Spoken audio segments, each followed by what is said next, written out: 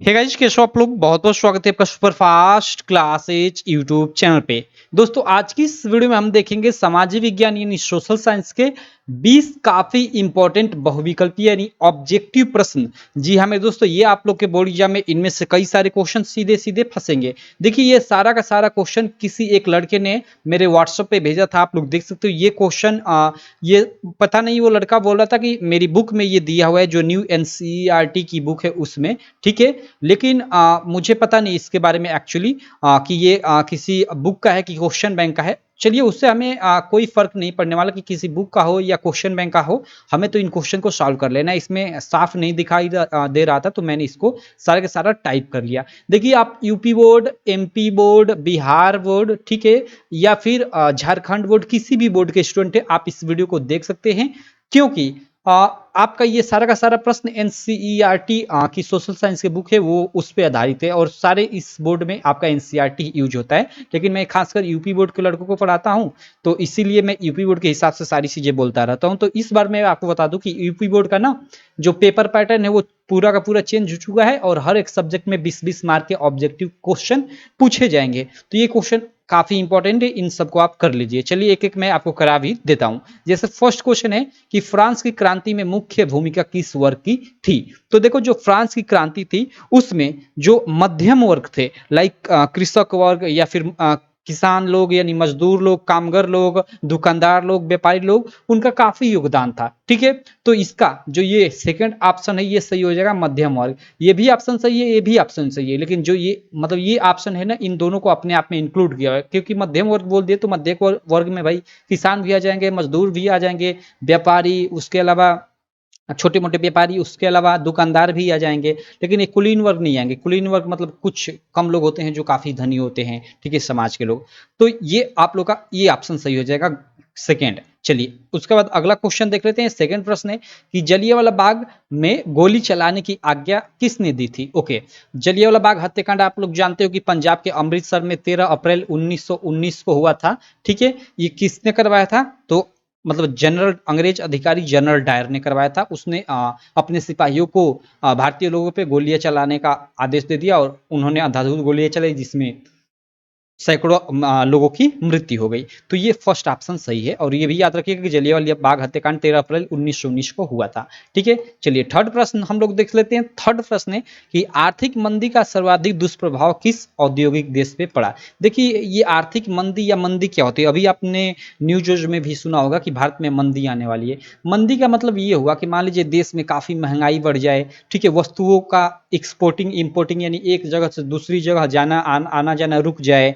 उसके अलावा और भी बहुत सारे फैक्ट डिपेंड करते हैं। ऐसा नहीं कि ये भी जो जितनी चीजें मैं बताया, ठीक है, उसके अलावा और भी सारी चीजें डिपेंड करती हैं। जैसे देश के पास पैसे की कमी पड़ जाए, बहुत सारी चीजें हैं आर्थिक मंदी के कारण। ठीक है, तो ये मतलब आर्थिक मंदी, यहाँ पे विश्व आर्थिक मंदी की बात की जा रही है। ठीक है, तो देखो, ये 1929 के समय विश्व आर्थिक मंदी आया था, जिसमें मतलब जिसके चपेट में बहुत सारे देश आए थे। ऐसा नहीं कि एक कोई पार्टिकुलर देश, बहुत सारे देश। एक कोई पार्टिकुलर देश आ जाए तो बोलेंगे कि उस देश में मंदी है। ठीक है, और कई सारे मान लीजिए देश में एक ही साथ मंदी आ जाए तो उसको बोल देंगे कि विश्व मतलब स्तर पे आर्थिक मंदी आ गई है। ठीक है, तो उसी आर्थिक मंदी की यहाँ बात की जा रही है। तो ये 1929 में आई थी, और इसका सर्वाधिक जो दुष्प्रभाव देखा गया वो अमेरिका पर देखा गया, क्योंकि जानते हो अमेरिका हर जगह हर चीजों में कूदता रहता है। ठीक है, तो ये अमेरिका को ज्यादा झेलना पड़ा इसका। तो ये ऑप्शन आप लोग का क्वेश्चन के अनुसार सही हो जाएगा। चलिए, अगला प्रश्न देख लेते हैं। नगर निगम के प्रमुख को क्या कहते हैं। सीधे भैया, मेयर। नगर निगम के प्रमुख को मेयर कहते हैं। ऑप्शन है चेयरमैन, नगर प्रधान, नगर अधीक्षक, मेयर कहते हैं। चलो, अगला हम लोग क्वेश्चन देख लेते हैं। पांचवा क्वेश्चन कि समरूप समाज का अस्तित्व किस देश में है। ओके, देखो, समरूप समाज कहने का मतलब है कि मतलब जिस देश में लगभग एक ही नस्ल या एक ही प्रकार के व्यक्ति हों। ठीक है, तो ये मतलब देखा गया कि जर्मनी और स्वीडन में ऐसा देखने को मिलता है। ठीक है, समरूप समाज। लेकिन अब तो वहां भी बहुत सारे लोग मतलब अलग अलग देशों के जाकर बस चुके हैं, तो वहां भी लगभग बहुत ज्यादा मात्रा में समरूप समाज नहीं रह गया है, लेकिन अभी भी है बहुत ज्यादा मात्रा में। अब कहोगे कि अमेरिका नहीं हो सकता, क्योंकि अमेरिका में तो लगभग दो ही नस्ल के ज्यादा व्यक्ति पाए जाते हैं, एक मतलब काले वाले, एक सफेद वाले। तो नहीं, अमेरिका में आप देखो हर देश के व्यक्ति, आपको इंडिया के इतने व्यक्ति रहने वाले रेजिडेंशियल वहां पे मिल जाएंगे कि क्या बताएं। इसी प्रकार अलग अलग देश के अमेरिका में बहुत सारे लोग रहते हैं, तो ये अमेरिका नहीं हो सकता, ये वाला ऑप्शन होगा ख। ठीक है, चलो अगला प्रश्न देखते हैं। अगला प्रश्न कि नेपाल में हुए जनसंघर्ष को क्या कहा गया। देखो नेपाल में हुए जनसंघर्ष को लोकतंत्र के लिए दूसरा आंदोलन कहा गया। अब क्यों कहा गया, इसके पीछे की क्या कहानी है, तो देखिए मैं बताता हूं। पहले एक राजा था, ठीक है। अब लोगों ने इस राजा के खिलाफ आंदोलन छेड़ दिया और बोला कि हमें राजा नहीं चाहिए, एक लोकतंत्र शासन चाहिए, ठीक है, एक जनता का शासन चाहिए। तो इस राजा मतलब जानता था, चालाक होगा भैया, जानता था कि ये मतलब नहीं मानूंगा तो फिर दिक्कत हो जाएगी, ये सब हटा देंगे मुझे। तो इसने मान लिया उनकी शर्तें और बोला कि ठीक है, मैं ये पद जो राजा का है रहेगा, लेकिन हाँ जैसे मतलब जो शासन होता है जनता के हाथ में होता है, लोकतांत्रिक शासन होता है, शासन उसी तरह चलेगा, लेकिन मैं राजा रहूंगा। तो लोगों ने भी इसकी शर्त मान ली, चलो भाई कोई दिक्कत नहीं, तुम ही शासन संभालो, ठीक है। लेकिन फिर इस राजा की जब मृत्यु हुई तो एक और मतलब एक राजा बना और उसने फिर से जो पहले जैसा नियम था राजशाही शासन लागू कर दिया। तो फिर लोगों ने क्या किया कि उसके खिलाफ विद्रोह किया स्वतंत्रता के लिए। तो उसी जनसंघर्ष को यहाँ पे, उसी जनसंघर्ष की यहाँ पे बात की जा रही है, और उस जनसंघर्ष को लोकतंत्र के लिए दूसरा आंदोलन कहा गया था, ठीक है। तो इसी प्रकार ये मतलब ऑप्शन सही है। आई होप आपको समझ में आ गया होगा। 6वां प्रश्न, चलिए 7वां प्रश्न है कि आर्थिक महामंदी का प्रारंभ, हमने अभी देखा महामंदी के बारे में, 1929 में प्रारंभ हुआ था आर्थिक महामंदी क्या थी। तो इसको स्किप कर कर मैं अगले प्रश्न पे चलता हूं। अगला प्रश्न है कि कांग्रेस की किस अधिवेशन में पूर्ण स्वराज की मांग की गई थी। देखिए पूर्ण स्वराज की मांग की गई थी किस अधिवेशन में, तो लाहौर अधिवेशन में कांग्रेस द्वारा पूर्ण स्वराज की मांग की गई थी, ठीक है। उसमें क्या हुआ था कि अंग्रेजों के खिलाफ कांग्रेस ने ये मतलब प्रस्ताव रखा कि हमें मतलब पूर्ण स्वराज दो, आप लोग यहाँ से चले जाओ क्योंकि देश हमारा है, सब कुछ हमारा है, ठीक है। और इसके खिलाफ मतलब पूरा मतलब पूरे देश में मतलब इन्होंने बिगुल फूक रखा था कि हम लोग स्वतंत्र हैं, हम किसी के गुलाम नहीं है, मतलब अंग्रेजों के खिलाफ। तो कांग्रेस के किस अधिवेशन में पूर्ण स्वराज की मांग की गई थी, तो लाहौर अधिवेशन में, ठीक है। चलिए 8वें के बाद हम लोग 9वें प्रश्न पे चलते हैं कि यंग इटली सोसाइटी का संस्थापक कौन था। सीधे आप लोग का जो पहला प्रश्न है यूरोप का राष्ट्रवाद, ठीक है, उससे प्रश्न है कि यंग इटली सोसाइटी का संस्थापक कौन था, तो भैया मेजनी यंग इटली सोसाइटी का संस्थापक था। अगला प्रश्न देख लेते हैं कि ऑस्ट्रेलिया के धावक पीटर नार्मन, यहाँ पे देखिए पीटर नार्मन ने किस तरह अमेरिकी खिलाड़ियों के प्रति अपना समर्थन जताया, ठीक है। देखिए क्या हुआ कि अमेरिका में ना दो मतलब देखा जाता है कि दो, एक श्वेत और एक श्वेत, यानी गोरे और काले लोगों के बीच हमेशा संघर्ष मतलब झगड़ा चलता रहता है। तो क्या हुआ कि उस समय ये मतलब जिस समय की बात है ये, उस समय काफी ये चीजें बढ़ गई थी, कई सारे मतलब आपस में झगड़े हो रहे थे, ठीक है। तो उसी में क्या हुआ कि जो ये पीटर नार्मल थे, ठीक है, ये ऑस्ट्रेलिया के धावक थे, इन्होंने ओलंपिक में मानवाधिकार का बिल्ला बहन कर और उन अमेरिकी खिलाड़ियों को दिखाकर, जो अश्वेत टाइप के थे, ठीक है, क्या थे वे, जो अश्वेत थे, काले थे, और उनका समर्थन किया, ठीक है। मानवाधिकार का बिल्ला कहने का मतलब मानवाधिकार ये कहता है कि चाहे व्यक्ति काला हो चाहे गोरा हो, भाई सबका रहने का एक देश में अधिकार है, सबका हर चीज पे समान अधिकार है, ठीक है। तो मतलब इन अश्वेतों के यानी काले लोगों का ये मतलब ऑस्ट्रेलिया के धावक है पीटर नार्मन, इसने मानवाधिकार का बिल्ला दिखाकर उन्हें सपोर्ट किया, ठीक है। ये भाई, और ये ओलंपिक में खेलता था, ठीक है। ये बहुत एक बड़ी बात थी, थी। आज तो देखते हो आप लोग देश के मुद्दों पे जो खिलाड़ी हैं बोलने को तैयार तक नहीं होते, मुंह तक नहीं खोलते, एक ट्वीट तक नहीं करते कि भाई देश में महंगाई है, पेट्रोल इतना क्यों बढ़ रहा है। तो इसने बहुत बड़ा काम कर दिया था, वो भी ओलंपिक में। ओलंपिक एक बहुत बड़ी खेल होती है, लेकिन इसको भाई गवर्नमेंट ने पनिश कर दिया, अगले साल के लिए ओलंपिक में इसको मतलब नहीं खिलाया। चलिए वो बात अलग थी, लेकिन इसने किस प्रकार सपोर्ट किया, क्या किया, मैंने सारी चीजें आपको डिटेल में बता दी, तो मानवाधिकार का बिल्ला दिखाकर। चलिए 10वां प्रश्न था। ओके 11वां प्रश्न देखते हैं कि निम्नलिखित में से कपास की खेती के लिए ओके कौन सी उत्तम मिट्टी है, कपास की खेती के लिए सबसे अच्छी मिट्टी कौन सी है, ठीक है, ये क्वेश्चन है। तो देखो जो आप लोग का यहाँ काली मिट्टी है ना, ये कपास की खेती के लिए सबसे उपजाऊ है, जलोढ़ मिट्टी नहीं है, लाल मिट्टी नहीं है, लेटराइट मिट्टी नहीं है, काली मिट्टी सबसे उपजाऊ है, जो खासकर महाराष्ट्र में पाई जाती है। तो कपास की खेती के लिए काली मिट्टी सबसे उपजाऊ है, इस चीज को आप लोग याद रखिएगा। अगला प्रश्न है 12 नंबर की, झरिया प्रसिद्ध है, झरिया जो खान है किस लिए प्रसिद्ध है? तो जो झरिया प्रसिद्ध है भैया वो लौह अयस्क के लिए, जो लौह अयस्क है उसके लिए फेमस है। तो इस चीज को आप लोग याद रखिएगा। चलिए अगला प्रश्न देख लेते हैं। में जलोढ़ मिट्टी में किसकी अधिक मात्रा पाई जाती है? ओके, देखो जलोढ़ मिट्टी सबसे उपजाऊ मिट्टी है, पहली बात ये याद रखिएगा। सेकेंड बात कि यह अधिकतर हम लोग के उत्तर प्रदेश, बिहार, पंजाब, हरियाणा इन्हीं क्षेत्रों में पाई जाती है। ठीक है, तो इसमें किसकी अधिक मात्रा पाई जाती है? ऑप्शन है पोटाश, चूना, फास्फोरस, सभी की। तो देखो आप सीधे सीधे अपनी एनसीईआरटी की बुक पढ़ोगे तो उसमें एक लाइन है कि इस मिट्टी में पोटाश, चूना, फास्फोरस प्रचुर मात्रा में पाया जाता है। तो इस प्रकार तो ये सभी पाया जाता है, तो ये वाला ऑप्शन सही हो गया। लेकिन वहीं पे नाइट्रोजन जो होता है कम मात्रा में पाया जाता है, इसलिए आप लोगों ने देखा होगा कि हम लोग गेहूं बोते समय या धान बोते समय, ठीक है, धानों में हम लोग यूरिया छींटते हैं। यूरिया में नाइट्रोजन की मात्रा अधिक होती है, आप जानते ही हो। तो यूरिया छींटते हैं। तो जलोढ़ मिट्टी में क्या होता है कि नाइट्रोजन की मात्रा कम पाई जाती है, बट वहीं पोटाश, चूना और फास्फोरस की मतलब ठीक ठाक मात्रा पाई जाती है। तो यहाँ ये ऑप्शन सही हो जाएगा, क्योंकि अधिक मात्रा जलोढ़ मिट्टी में किसकी अधिक मात्रा पाई जाती है? तो भाई इन सबकी अधिक मात्रा पाई जाती है, तो ये सभी की। ठीक, चलिए अगला प्रश्न देखते हैं। जीडीपी क्या है? जो जीडीपी है वो क्या है? देखो इसका फुल फॉर्म होता है ग्रास डोमेस्टिक प्रोडक्ट। ठीक है, इसको हम बोलते हैं हिंदी में सकल घरेलू उत्पाद। आपका ऑप्शन देखिए, सकल दैनिक उत्पाद गलत, सकल घरेलू ऊर्जा गलत, सकल घरेलू उत्पाद सही, विशाल गलत। ये ऑप्शन सही है। इसको हिंदी में हम सकल घरेलू उत्पाद बोलते हैं। मतलब कोई एक देश है तो उस देश में मतलब कितना, एक तरह से देखो कितना प्रोडक्शन हुआ, चाहे वो कृषि से आया, चाहे वो इंडस्ट्रीज कंपनियों के थ्रू आया, या कहीं से भी, या हम लोग के देश से बाहर कितने मतलब कितने करोड़ की हमने बाहर चीजें बेची। इन सभी चीजों का एक तरह से सीधे सीधे हम बोल सकते हैं, मैं ज्यादा इस पे अंदर नहीं जाना चाहूंगा, कि देश का आपके पास, पूरे देश के पास कितना पैसा है सारी इंडस्ट्री या सारी चीजों को मिलाकर।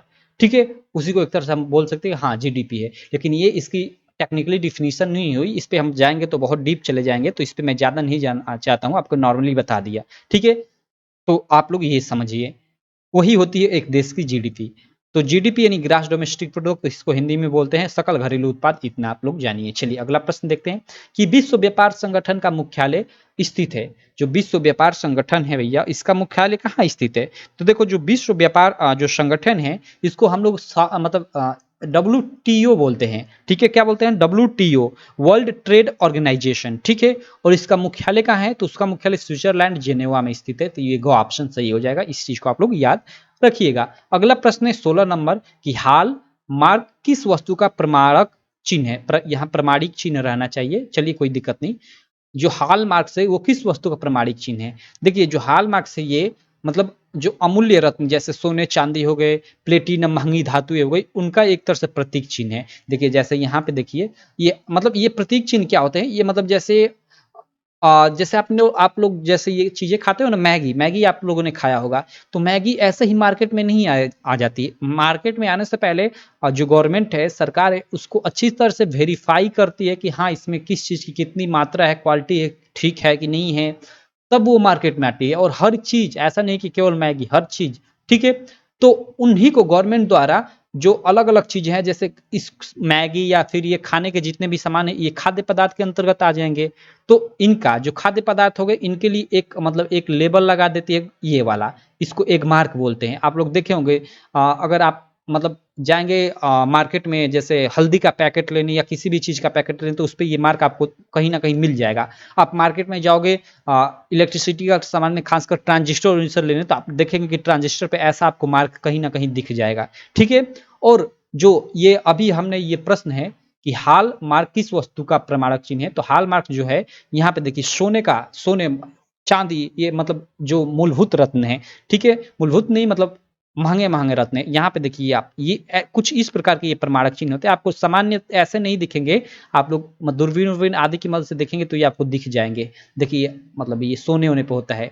ठीक है, तो ये जो ऑप्शन है कि हाल मार्क किस वस्तु का प्रमाणक चिन्ह है, तो ऑप्शन है चांदी का, सोने का, घड़ी का तो नहीं है, खाद्य पदार्थों का भी नहीं है। ये दोनों ऑप्शन सही है यार, ये दोनों ऑप्शन। लेकिन एक तरह से बेस्ट ऑप्शन देखा जाए तो ये ख सही है, तो इसी पे आप मार दीजिएगा। चलिए अगला प्रश्न देख लेते हैं।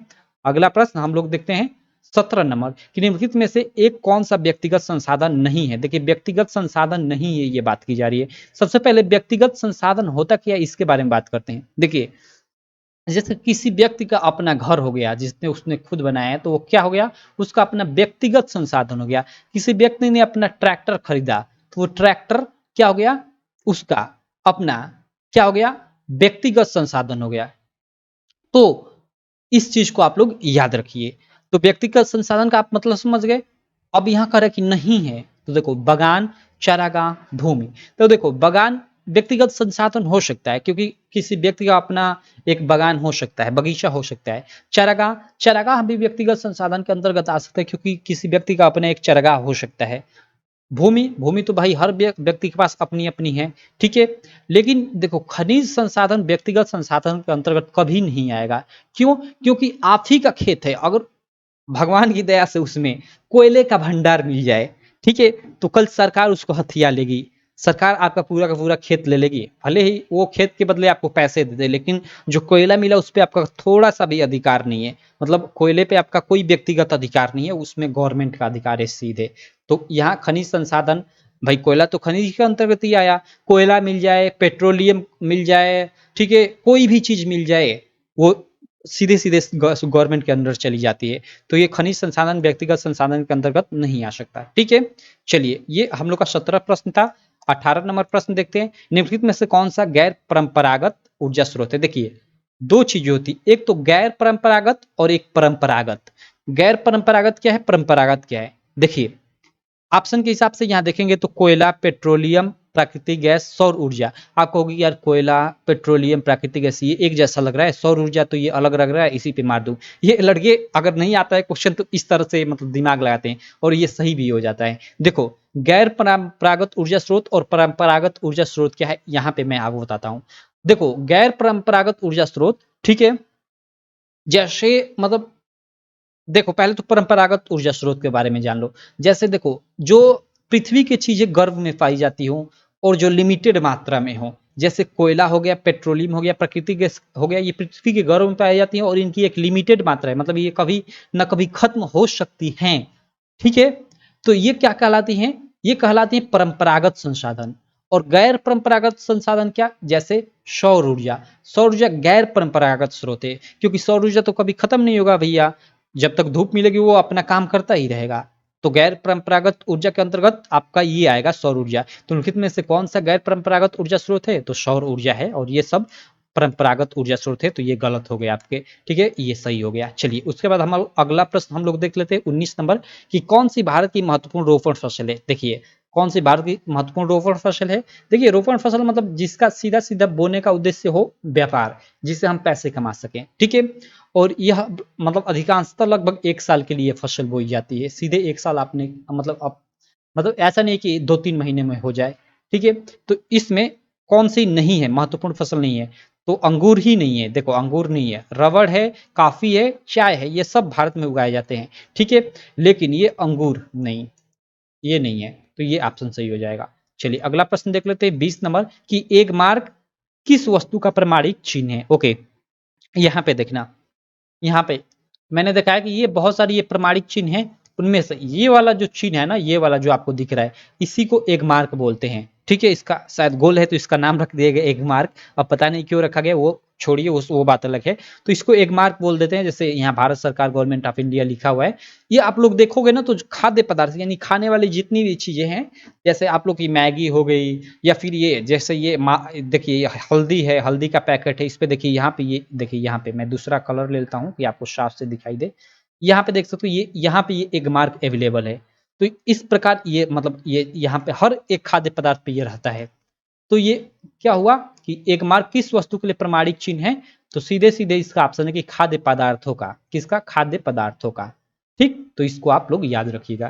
देखिए इस प्रकार हमने पूरे के पूरे 20 ये ऑब्जेक्टिव क्वेश्चन सॉल्व कर लिए, सारे के सारे ये प्रश्न काफी इंपॉर्टेंट थे, इनको आप सॉल्व मतलब अच्छे से इसको आप याद कर लीजिएगा, आपके एग्जाम में हो सकता है इसमें से कई सारे ऑब्जेक्टिव क्वेश्चन फंस जाए।